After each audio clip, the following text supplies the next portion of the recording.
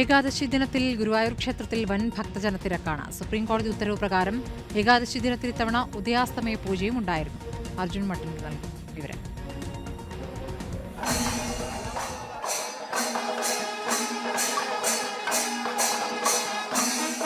ഏകാദശി ദിനമായ ഇന്ന് ഗുരുവായൂർ ക്ഷേത്രത്തിൽ വലിയ ഭക്തജന തിരക്കാണ് അനുഭവപ്പെടുന്നത്. ഇന്നലെ രാത്രി മുതൽ തന്നെ നിരവധി ഭക്തർ ദർശനത്തിനായി എത്തിയിരുന്നു. പക്ഷേ 5-6 മണിക്കൂർ ക്യൂ നിന്നാണ് പലർക്കും ദർശനം സാധ്യമായത്. ദശമി ദിനമായ ഇന്നലെ പുലർച്ചെ 3 മണിക്ക് നട തുറന്നതാണ്.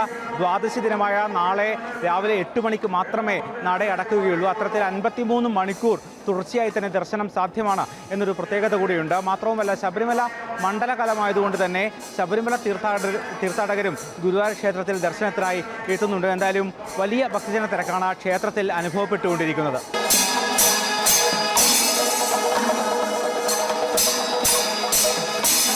എല്ലാ ഏകാദശിക്കും അഷ്ടമി രോഹിണിക്കൊക്കെ വരും.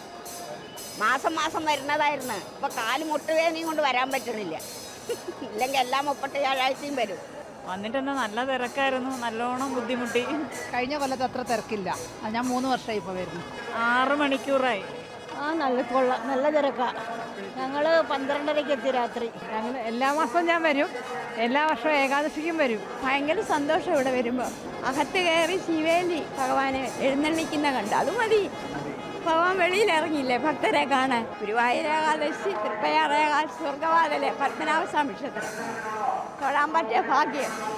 സുപ്രീം കോടതിയുടെ ഇടക്കാല വിധി പ്രകാരം ഉദയാസ്തമയ പൂജയോടുകൂടിയാണ് ഇത്തവണ ഏകാദശി ആഘോഷം നടക്കുന്നത്. ഏതാണ്ട് 40,000-ഓളം പേർക്കുള്ള പ്രസാദയൂട്ടും ഇന്ന് ഗുരുവായൂർ ക്ഷേത്രത്തിൽ സംഘടിപ്പിച്ചിട്ടുണ്ട്. മാത്രവുമല്ല, കഴിഞ്ഞ 15 ദിവസമായി നടക്കുന്ന ചെമ്പൈ സംഗീതോത്സവം ഇന്ന് സമാപിക്കുകയും ചെയ്യും. ഗുരുവായൂരിൽ നിന്നും വീഡിയോ ജേർണലിസ്റ്റ് ഹണി തങ്കപ്പനൊപ്പം reporter Arjun Mattannur, in reporter.